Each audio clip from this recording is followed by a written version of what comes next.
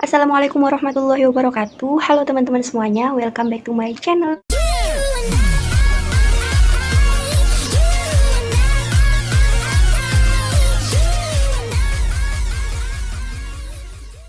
Oke, di video kali ini seperti pada judulnya, aku akan cerita sedikit mengenai perjalanan aku selama nge-YouTube sampai sekarang. Alhamdulillah udah dimonetisasi. Bagi kalian yang penasaran, tonton sampai habis ya. Oh iya teman-teman, mohon maaf ya kalau misal wajah aku mengganggu penglihatan kalian karena emang aku lagi jerawatan banyak. Mohon doanya semoga lekas pulih. Amin. Oke, langsung aja aku mau cerita sedikit dari awal aku nge-YouTube. Itu sekitar tahun 2018, tepatnya pada tanggal 18 November. Itu aku upload video pertama kali yang ini. Judulnya Oi Abang Berbaju Biru. Itu kan dulu lagi viral-viralnya ya, yang video Oi Adek berjilbab ungu kayaknya. Terus kan aku tuh sama temenku yang namanya Indah itu cuma iseng-iseng kita mau bikin cover itu tapi dengan lirik yang berbeda gitu. Jadinya kita bikin lirik sendiri itu pakai bahasa Jawa atau bahasa Krama. Video tagnya itu malam-malam di kos temen aku. Lightingnya itu cuma pakai flash. Jadi aku megangin flash kayak gini, karena aku megangin flash tuh sambil nyanyi. Terus temen aku pegang HP-nya buat video gitu, buat nge-record. Itu gokil banget sih, soalnya sini cuma iseng-iseng aja gitu kan. Terus awalnya itu nggak aku upload di YouTube, awalnya aku upload di Instagram tanggal 11 November tahun 2018. Itu aku upload di YouTube, aku upload di Instagram. Terus setelah itu selang beberapa hari itu ada akun yang merepost postinganku. Itu postingannya Negeri Santri, itu di repost pada tanggal 15 November. View-nya itu lumayan banyak. Jadi pada tanggal 18 November itu aku baru upload di YouTube. Nggak tahu motivasinya apa, tiba-tiba aku pengen aja upload di YouTube. Dan selang beberapa hari view-nya itu naik sampai akhirnya 1000 dapat 1000 view. Nah, dari situlah aku iseng-iseng tuh kalau bikin video aku upload di YouTube. Nah, setelahnya itu video vlog di Keraton Yogyakarta itu sama teman-teman sama keluargaku di Yogyakarta. Awalnya aku nggak niat bikin vlog sih, itu aja ala kadarnya banget kan. Cuma bikin video-video aja, habis itu aku edit, aku upload. Terus itu aku juga belum berani nge-share kan ke teman-teman aku. Soalnya aku mikir, ini video apa sih kayak gini aja, mestinya kayak nggak pede gitu kan. Terus ngedit aja dulu masih ada watermarknya, sampai aku potong video biar watermarknya itu nggak kelihatan. Dulu aku pakai aplikasi InShot. Itu aku upload 20 November, jadi selang beberapa hari setelah video yang pertama itu. Nah, selanjutnya seperti teman-teman mungkin udah lihat beberapa videoku, itu mayoritas video vlog di gunung gitu. Dan itu video pertama kali aku vlog di gunung, itu di Gunung Andong. Karena emang aku awal pendakian itu pada tahun 2018, dan itu baru aku upload. Kemudian udah gitu kan, kalau misal lagi pergi-pergi gitu iseng-iseng aja video, terus habis itu diedit terus diupload gitu. Jadi dulu aku nggak mikir kalau misal aku jadi konten kreator itu aku punya target harus 1000 subscriber sama 4000 jam tayang. Tuh aku dulu belum mikir sama sekali. Kemudian pada awal tahun 2019, tepatnya pada bulan Januari, itu aku dapat email dapat 100 subscriber. Terus ya udah, aku coba up terus sampai akhirnya 17 Februari aku dapat 500 subscriber, dan pada 14 Maret 2019 aku dapat 1000 subscriber. Mungkin itu menurut aku sih hal yang mungkin lebih gitu ya bagi aku, soalnya kan video aku juga belum seberapa, belum bagus kayak teman-teman yang lain kayak gitu. Kenapa kok subscribernya gampang banget naik gitu. Nah, salah satunya itu karena aku juga punya teman beberapa yang mereka itu emang konten kreator pemula juga, dan kita itu saling nge-share video gitu loh. Jadi misal kita ngupload video, kita saling share gitu. Akhirnya ya mungkin alhamdulillah banyak yang subscribe. Aku udah mulai iseng-iseng kan buka peraturan monetisasi. Terus pas aku cek itu, aku jam tayang itu masih 384 jam tayang. Dan itu udah bulan Mei tanggal 26. Jadi udah beberapa bulan lah. Aku mikirnya, padahal aku udah upload video udah lumayan gitu kan, tapi jam tayang itu masih 380-an. Nah, setelahnya aku kan udah sering ngecek tuh, kalau habis bikin video itu aku sering ngecek jam tayangnya. Terus pada bulan Juni aku cek lagi jam tayangnya, itu aku masih dapat 400-an, sedangkan posisinya aku udah dapat 1000 subscriber. Aku mikir gini ya, mungkin emang subscriber itu gampang ya dicari, tapi kalau misal jam tayang itu emang susah, soalnya tergantung video-video kita yang diupload gitu kan. Terus udah aku mencoba ya biasa aja gitu, aku nggak terlalu ngejar banget. Terus pada bulan November itu tanggal 22 ini tuh aku dapat 746 jam tayang. Itu baru aku dapetin jam tayang segitu, padahal itu udah hampir 1 tahun kan aku nge-YouTube, posisinya udah 1000 subscriber tapi jam tayang masih 746, sedangkan target yang harus dicapai itu adalah 4000 jam tayang. Aku mikir kayak gini, apakah channel aku masih bisa dimonetisasi gitu kan. Soalnya kata teman-teman aku tuh kalau misal udah 1 tahun terus kita belum mencapai target itu, katanya bisa diulang dari nol lagi. Kalau misal diulang dari nol lagi itu perjuangan banget gitu kan. Ya udah, tapi ada juga temen aku yang bilang katanya ya udah nggak apa-apa dilanjutin aja, nanti jam tayangnya tetap masuk gitu kalau misal udah 1 tahun lebih. Akhirnya aku ngupload seperti biasa. Aku sebenarnya punya target kalau misal ngupload itu maksimal 1 minggu itu aku harus dapat 1 video, tapi emang karena kadang mager ngedit terus ada kesibukan lain, jadinya bisa sampai 1 bulan 2 bulan itu aku baru upload pernah. Nah pada bulan Desember 2019 lalu teman aku tuh namanya Syafi'i itu ngajakin collab, nih ayo collab kita bikin video gitu. Terus kita mikirkan kita mau bikin konten apa. Nah si Syafi'i itu sebelumnya udah pernah bikin vlog bareng aku, itu vlog yang nyelenggarain UIN dan alhamdulillah kita dapat juara favorit bertemakan Dilan Zaitun. Nih barangkali teman-teman mau lihat. Nah setelahnya kan Syafi'i kan ngajak collab. Terus kita ada ide kan, gimana kalau kita bikin video sosial eksperimen gitu, tapi di kampus. Oh ya udah boleh nih, soalnya subscriber juga ada yang minta, itu aku bilang gitu. Terus Syafi'i juga nyaranin, gimana kalau kita nanya-nanya harga outfit. Sebenarnya udah pernah sih ada konten nanyain harga outfit anak UIN Wali Songo Semarang, cuma ya kita pengen up lagi gitu. Akhirnya kita bikin dan habis itu diupload selang beberapa jam. Tuh karena emang mungkin banyak yang nge-share, view-nya itu langsung banyak gitu, 1 hari itu udah dapat 1000 view. Sampai beberapa hari naik terus, akhirnya tembus 10.000 viewers. Nah dari situlah jam tayang aku mulai naik, kalau nggak salah itu udah mulai 1000 ke atas. Aku mulai semangat lagi buat nge-up video, dan memang dalam peraturan monetisasi itu ternyata jam tayang kita tidak berkurang, walaupun udah 1 tahun lebih kita nge-YouTube tapi belum monet, tapi ternyata jam tayangnya itu tidak berkurang. Nah pada tanggal 1 Maret 2020 sebenarnya ini cuma iseng aja yang upload ini. Jadi aku ngupload lirik single terbarunya Ria Ricis, yaitu Saya Pamit. Itu aku cuma iseng-iseng aja, jadi tuh aku ngedit tulisan sendiri, backgroundnya juga sendiri, tapi itu emang lirik officialnya dari Ricis itu. Aku tahu pasti setelah ini videonya bakal kena copyright gitu, dan ternyata emang bener. Tapi setelah beberapa jam aku upload itu udah banyak banget yang nonton, udah sehari itu kayaknya udah hampir 2000 yang nonton. Itu aku kaget banget kan, kok sampai segini gitu. Tapi aku mikir lagi, lah percuma aku upload kayak gini, ya udah aku biarin, soalnya kan aku juga itu bermula dari iseng doang. Nah ternyata lambat laun semakin hari itu view-nya naik terus, sampai sekarang itu udah tembus 70.000 viewers. Nah dari situlah jam tayang aku mulai naik secara drastis, sekitar 1500-an itu, sampai pada tanggal 19 April itu udah 3.800 sekian jam tayang. Di situ aku ada senangnya, tapi ada nggak senangnya juga, soalnya aku mikir kalau misal nanti kalau udah 4000 jam tayang pun kayaknya emang susah dimonetisasi. Nah terus udah aku pernah dengar kata teman-temanku kalau misal udah hampir 4000 jam tayang mending dihapusin gitu video yang kena klaim copyright. Nah aku bingung, aku malah takutnya kenapa gitu kan. Ya udah aku biarin aja, kalaupun nanti monetisasinya ditolak ya nggak apa-apa, itu aku udah pasrah banget. Nah setelah itu kemarin aku upload video PPL Mayor, itu video emang tugas dari kampus, dari fakultas buat memenuhi PPL.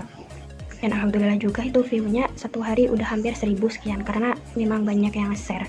Terima kasih ya teman-teman yang udah nge-share video aku. Semoga kebaikan kalian dibalas oleh Allah. Nah setelah upload itu aku langsung buka Chrome kan, ngecek monetize. Itu ternyata tampilannya itu kayak gini. Jadi nggak tampilan sekian subscriber sama sekian jam tayang, tapi tampilannya langsung kayak gini, dan itu udah pengajuan gitu kan. Tapi di situ aku belum dapat email yang menyatakan bahwa aku udah 1000 subscriber sama 4000 jam tayang. Kemudian pada tanggal 30 April 2020 yang lalu aku ngecek email tuh, aku dapat email kayak gini. Intinya aku dapat 1000 subscriber dan 4000 jam tayang, udah memenuhi persyaratan gitu. Tapi di situ aku belum senang dulu, soalnya baru persyaratan dan itu belum ditinjau gitu. Nah setelah dapat email gitu berarti kan otomatis kita harus nunggu proses peninjauan itu, apakah nantinya kita ditolak ataupun diterima menjadi program partner YouTube. Nah aku kan dengar dari teman-teman yang udah dimonetize itu katanya peninjauannya tuh ada yang lama, ada yang sampai berbulan-bulan, tapi ada juga yang sampai 2 minggu gitu. Terus ya udah aku tunggu aja. Terus kemarin tepatnya pada tanggal 2 Mei 2020. Ceritanya aku kan abis dari musola, abis ngaji juga di rumah gitu. Terus biasanya kalau misalnya abis ngaji itu kan aku main HP bentar, terus udah, kalau aku ngantuk ya tidur gitu. Aku iseng-iseng aja kan, aku buka email, dan alhamdulillah banget ya Allah, aku gak nyangka aku dapet email kayak gini yang menyatakan bahwa aku diterima di program partner YouTube. Istilahnya itu channelnya itu udah bisa dimonetize. Alhamdulillah ya Allah. Mungkin ini langkah awal bagi aku untuk berkarya, karena ini belum apa-apanya. Dan perlu teman-teman ketahui bahwasanya awal mula kita dimonetize itu bukan berarti penghasilan kita itu udah keluar, enggak, tapi itu jadi ladang kita atau tabungan kita untuk mendapatkan penghasilan dari hasil uploadan video-video kita, seperti itu. Nah setelah itu kan langsung aku aktifin monetize-nya. Dari video-videonya itu aku aktifin iklannya, alhamdulillah. Tapi itu jadi tamparan keras buat aku juga sih, soalnya aku itu orangnya masih mager buat ngedit. Walaupun sebenarnya masih ada beberapa konten yang emang belum diupload, tapi emang kadang tuh masih mager banget buat ngedit itu. Doakan aja semoga setelah ini aku konsisten buat bikin konten, bisa menghibur teman-teman semuanya. Dan kalau misal ada yang bermanfaat ya alhamdulillah, kalau misal itu ya biasa aja kayak gitu ya mohon maaf karena aku belum bisa memberikan konten-konten yang menarik seperti yang lain-lain. Oh ya teman-teman, aku lupa cerita tadi ketika aku bahas mengenai peninjauan channel YouTube kita, itu sebenarnya ada kayak ketentuannya gitu kan selama peninjauan itu. Dan tadi di awal juga aku udah pernah bilang kalau video-videoku banyak yang kena klaim copyright. Nah pada proses peninjauan itu diusahakan video-video kita itu bebas dari video yang kena copyright. Nah sedangkan di situ aku ngecek itu videoku ada 11, kalau nggak salah 11 video yang kena copyright, kebanyakan video cover. Nah di situ aku bingung kan, kalau video cover yang kena copyright otomatis audionya itu hilang, jadi video kita atau suara kita ketika menyanyi itu hilang. Kalau misalnya yang vlog itu bisa kita ganti dengan musik yang ada di YouTube gitu kan, banyak opsinya kita bisa pilih. Tapi kalau misal video cover terus kita hapus, otomatis suara kita bakal hilang. Terus aku mikir panjang kan, akhirnya aku mutusin buat menghapus audionya itu tanpa menghapus videonya, jadi bisa untuk menghapus klaim copyright tersebut. Nah terkait dua video yang kemarin yang baru banget aku upload, yang ini ya itu kena copyright juga. Awalnya yang video yang Aisyah itu memang aku dapat instrumennya dari sananya udah kena klaim copyright, tapi waktu itu kan aku belum proses peninjauan kan, jadinya ya udah aku iseng aja, soalnya aku juga suka gitu sama MIDI-nya sama karaoke instrumennya. Akhirnya aku upload. Tapi yang video kedua yang Dalan Liane itu aku dapet instrumennya dari sana itu nggak kena klaim copyright, makanya aku cover aja kan. Tapi ternyata ketika aku udah cover, ketika aku udah upload, malah aku kena copyright gitu. Terus aku cek lagi di video instrumennya itu, kan banyak tuh yang komen izin cover kak, izin cover kak gitu. Aku lihat satu-satu, ternyata memang ada beberapa yang kena copyright, tapi banyak juga yang nggak kena. Itu aku nggak tahu karena faktor apa. Ya udah, pada proses peninjauan tersebut aku hapus aja audionya, makanya sekarang videonya nggak ada suaranya kan, cuma ada liriknya aja. Kemarin juga ada yang nanya, ini kok nggak keluar suaranya ya Ning, kenapa gitu. Iya udah aku hapus, soalnya sempat kena copyright, jadi aku harus mengikhlaskan dua video kemarin yang baru aku upload banget.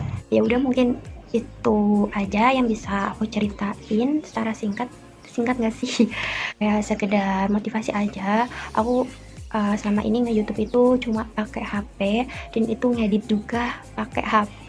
Jadi aku mungkin belum seperti yang lain bisa tag pakai kamera, terus tag pakai alat-alat yang mahal gitu. Aku belum bisa. Jadi aku gunakan alat-alat yang seadanya dulu. Selagi kita bisa memanfaatkan yang ada, kenapa harus cari yang gak ada gitu kan. Kalau berbicara mengenai faktor internal dari diri aku sendiri ya, itu dulu aku ya termotivasi dari aku sendiri, karena waktu itu jarang banget gitu kan nonton YouTube, jadi aku belum terinspirasi dari ini paling sekedar tahu dari Ricis atau Halilintar kayak gitu. Kalau berbicara mengenai hambatannya ya banyak. Menjadi konten kreator itu bukanlah hal yang mudah. Nah motivasi aku dalam nge-YouTube ini ya karena satu, yaitu ingin berkarya. Selebihnya adalah bonus. Jadi buat teman-teman yang sering nanyain, kenapa sih kamu pengen jadi YouTuber? Kenapa sih kamu pengen jadi konten kreator?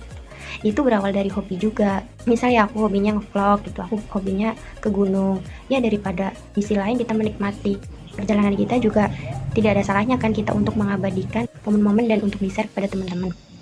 Terus kenapa sih kamu suka cover gitu?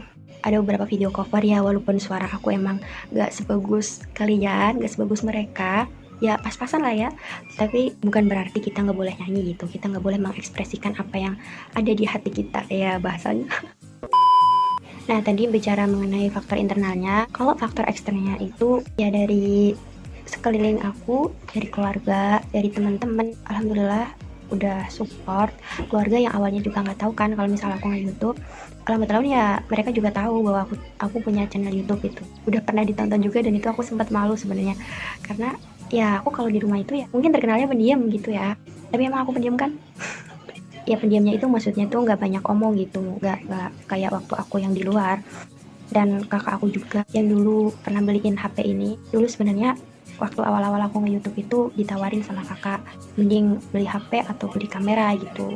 Aku lebih milih HP, soalnya waktu itu aku belum mahir banget untuk main kamera, dan aku juga mikir kalau misalnya nanti editingnya itu kan ribet ya, kalau misalnya di kamera itu editingnya harus pakai laptop. Ya udah aku pakai HP aja. Itu mbakku juga udah support, terima kasih banyak. Terus terlebih kepada teman-teman semuanya yang mungkin udah bosen lah ya lihat mengenai uploadan YouTube gitu. Tapi terima kasih teman-teman semuanya yang udah support, yang udah sering nontonin video aku, walaupun ya kadang video apa sih yang udah bantu share juga. Semoga kalian bisa mengambil manfaat dari segala postinganku, dan mohon maaf jika banyak postinganku atau uploadanku yang kurang berkenan di hati teman-teman semuanya. Nah, mungkin itu lika-liku kehidupan lika-liku perjalanan aku selama nge-YouTube. Tips buat teman-teman semuanya yang menjadi konten kreator pemula, termasuk aku juga, tetap semangat bikin videonya yang konsisten, terus berkarya ala kita sendiri. Gak usah dengerin orang lain yang berusaha ngehujat kita, menjatuhkan kita, tapi juga dengerin juga nasihat teman-teman, misal itu untuk kebaikan kita gitu.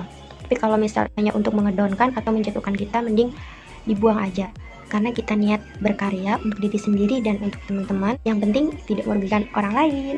Dan pesanku, kalau kita ngonten itu gak usah nargetin banget, aku harus dapat 1000 subscriber, aku harus dapat 4000 jam tayang. Soalnya kalau kita pikir panjang-panjang itu malah bisa bikin stres kita sendiri. Jadi kembali lagi, niatkan kita untuk berkarya, seperti itu ya teman-teman. Insya Allah kalau kita konsisten, kalau kita niat dan ada usaha dan selalu berdoa, insya Allah akan dipermudah. Dan adanya video ini bukan adanya unsur pamer, tapi aku hanya berusaha untuk sekedar sharing ke teman-teman, barangkali bisa menjadi motivasi dan inspirasi bagi kalian yang menjadi konten kreator pemula seperti aku. Oke, mungkin itu dulu video dari aku. Kalau misal ada kata-kata yang kurang berkenan, aku mohon maaf.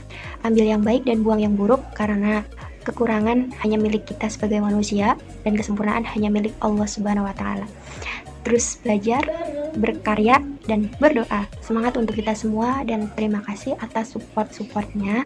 Semoga di bulan Ramadan ini, walaupun di tengah pandemi COVID-19, kita masih bisa untuk berkarya, masih bisa untuk belajar. Terima kasih teman-teman semuanya. Kalau misal ada yang mau ditanyakan, bisa WA, bisa DM, ataupun komen di bawah ya. Mungkin itu dulu sharing dari aku. Jika kalian suka video ini, kalian bisa like. Jika ada yang ingin diutarakan atau disampaikan, bisa kalian komen di bawah. Dan jika sekiranya video ini bermanfaat, bisa kalian share ke teman-teman. Dan jangan lupa, yang terpenting adalah subscribe, karena subscribe itu gratis teman-teman. Mari kita dukung karya-karya teman-teman kita dengan cara mensupportnya. Oke, aku pamit undur diri. Kurang lebihnya mohon maaf. Wallahul muwaffiq ila aqwamit thoriq. Wassalamualaikum warahmatullahi wabarakatuh. Dadah teman-teman.